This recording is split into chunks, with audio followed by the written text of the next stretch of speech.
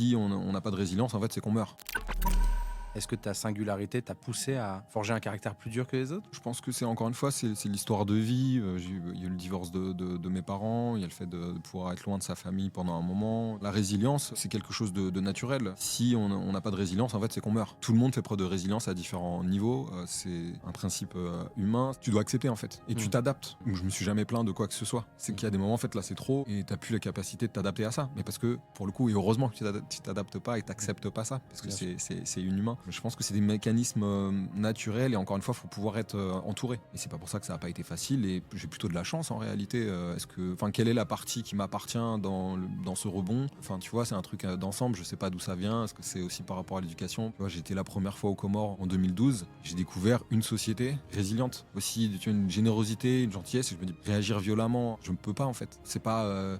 on te frappe, tu vas tendre l'autre joue. Mais c'est un peu ça, c'est de te dire, bon, en fait, faut être ferme. Non, c'est pas possible, c'est pas tolérable. Mais d'un autre côté, je sais très bien qu'il y a des solutions par rapport à ça.